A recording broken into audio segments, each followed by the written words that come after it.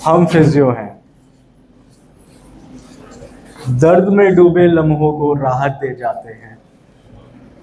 हम फिजियो हैं, दर्द छुपे भी तो जान जाते हैं। न दवा न ऑपरेशन की ज़रूरत हमें, छूकर एहसास से ही कमाल कर जाते हैं।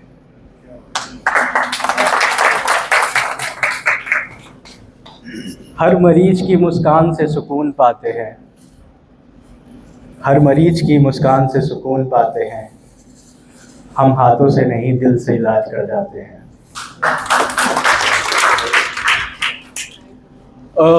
मैंने हाल ही में नया वेंचर शुरू किया है। जैसे मेरे सभी परिवार के मेंबर को इसके बारे में जानकारी है, तो मैं बताना चाहूँगा कि इस वेंचर की शुरुआत राजेश नारंग जी से हुई है। मैं राजेश नारंग जी को धन्यवाद देना चाहता हूँ। उन्होंने मुझे सलाह दी थी कि डॉक्टर साहब अपना क्लिनिक शुरू कीजिए और अपने घर से शुरुआत कीजिए। तो ये मैंने अपने होम टाउन में शुरुआत करी है। इस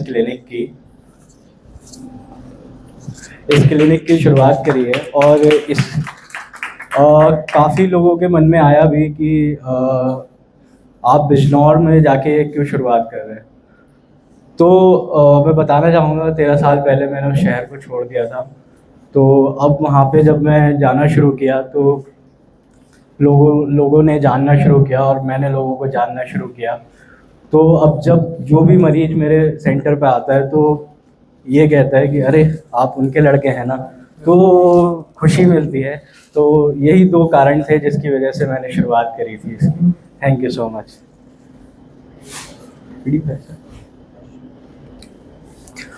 मैं कुछ टिप्स देना चाहता हूँ। मैं हर बार जब भी मेरी प्रेजेंटेशन होती है, जब भी मुझे मौका मिलता है, मैं शुरुआत में ही कहता हूँ कि आप अपना पोस्चर ठीक रखिए। पोस्चर ठीक रखेंगे तो मेरी ज़रूरत नहीं पड़ेगी। तो कुछ पोस्चर हैं, जैसे बैठने का तरीका। आप इस तरीके से मोस्टली लोग बैठते हैं, सबका बैठने का ही काम है। तो मैं चाहूँगा कि आप एक रिमाइंडर सेट करें कि आपको इस तरीके से बैठें, बीच बीच में बैठें। लगातार आप नहीं बैठ पाएंगे, मैं समझ सकता हूँ, लेकिन आप बैठिए, ट्राई तो कीजिए और ब्रेक लें, बीच बीच में ब्रेक लें। हर आधा घंटे में 2 मिनट का ब्रेक ले लें, 1 मिनट का ब्रेक ले लें। पानी की बोतल को अपने से दूर रख सकते हैं ब्रेक लेने के लिए।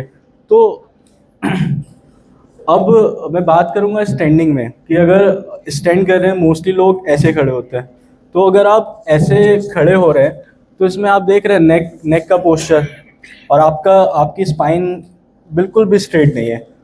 तो अगर नहीं हो पा रहा है उसके लिए मैं हेल्प करूंगा ना, लेकिन कोशिश करें कि मेरा मकसद है कि आप ऐसे रहें। और हम लोग सोते हुए बिल्कुल ध्यान नहीं देते, जैसे मर्जी वैसे नींद आ जाती है और सो जाते हैं, कोई ध्यान नहीं जाता। तो सही तरीका ये होता है कि अगर हम सीधे लेटते हैं तो एक पिलो हम नेक के नीचे लगाएं और एक पिलो नीज के नीचे लगाएं। अगर हम टर्न करना है तो बिटवीन द नीज हम उस पिलो को लगा सकते हैं। तो पोस्चर हो गया। तो अब मैं बात करूंगा मूवमेंट की। Movement is medicine. हम फिजियोथेरेपी में ना दवा नहीं देते हैं, हम आप लोगों को ऐसी हरकतें सिखाते हैं जिससे कि आपका शरीर को खुद से ठीक करने की ताकत देती है। तो यही है मूवमेंट इज मेडिसिन। तो अगर मैं ये चाहूँगा कि हमारे जितने भी बॉडी मूवमेंट्स हैं, जितने भी जॉइंट्स हैं, वो मूव करने चाहिए। तो उसके लिए वो कैसे मूव करने चाहिए, तो मैं उसके लिए आपसे मिल सकता हूँ, आप मुझसे मिल सकते हैं, जिससे कि मैं आपको बता सकता हूँ कि क्या क्या वो मूवमेंट्स हैं जो कि आप पूरे दिन में 5 से 10 मिनट का टाइम निकाल के कर सकते हैं। तो पोस्चर हो गया, मूवमेंट हो गया। तो अगर हम पोस्चर और मूवमेंट को ध्यान नहीं रखते हैं तो हमें ये प्रॉब्लम आजकल बहुत कॉमन है जो देखी जा रही है। तो अगर मैं बात करूं सर्वाइकल की, तो कुछ कॉजेज़ होते हैं, लेकिन ये जो प्रॉब्लम है ना, मोस्टली 80% लोगों में 60 साल के बाद आती है। लेकिन अब ये प्रॉब्लम हर किसी को हो रही है, इवन स्टूडेंट्स को भी हो रही है, कॉलेज स्टूडेंट्स को भी हो रही है। तो उसका सबसे मेन कारण यही है प्रोलॉन्ग सिटिंग और पुअर पोस्चर। ठीक है, तो कॉजेस तो ये हैं, लेकिन अगर आपने फील किया होगा कि कुछ सिम्टम्स होते हैं जो हर किसी को कहीं ना कहीं महसूस देते होंगे। पेन और स्टिफनेस तो जाहिर सी बात है कि हो जाती होगी, तो उसको कैसे ठीक रखें? पोस्चर जैसे मैं बताया, और मूवमेंट। कुछ सिम्टम्स हैं जैसे रेडिएटिंग पेन जो कि शोल्डर्स और आर्म में जाता है, झंझनाहट होने लगती है, सुनपन होने लगता है आपके फिंगर्स में, आपके हैंड्स में, और आपको हेडेक भी होगा, वो भी सर के पीछे की तरफ। अगर सर के पीछे की तरफ दर्द है तो वो सर्वाइकल की वजह से हो सकता है। मसल वीकनेस हो जाती है, जाहिर सी बात है, स्टिफ है तो मसल वीक तो होंगी, पेन है तो मूवमेंट रेस्ट्रिक्ट हो जाते हैं नेक के। अगर आप खुद से ट्राई करेंगे, एक बार आपको नेक को राइट साइड घुमाना है और एक बार लेफ्ट साइड टर्न करना है, तो आप फील करेंगे एक साइड रेस्ट्रिक्शन जरूर होगी मोस्टली लोगों में।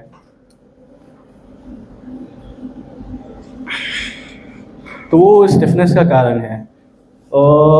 किसी किसी केसेस में चक्कर भी आते हैं पेशेंट्स को। तो मैं ट्रीटमेंट की बात करता हूँ, जनरल ट्रीटमेंट है। पहले हम पेन रिलीफ करेंगे अगर पेन है पेशेंट्स को। तो जैसा मैं पहले भी बता चुका हूँ, hot and cold pack. Cold pack हम एक्यूट केस में देंगे 72 घंटे के अंदर, और हॉट पैक हम उसके बाद दे सकते हैं। कुछ मशीन्स होती हैं जैसे टेंस और IFT है, अल्ट्रासाउंड है, और हम एडवाइस करते हैं नेक सपोर्ट भी पेशेंट्स को। कुछ सर्वाइकल मूवमेंट्स और मोबिलाइजेशन है जो हम लोग परफॉर्म करते हैं, जिससे कि पेशेंट के मूवमेंट को बेटर किया जा सकता है।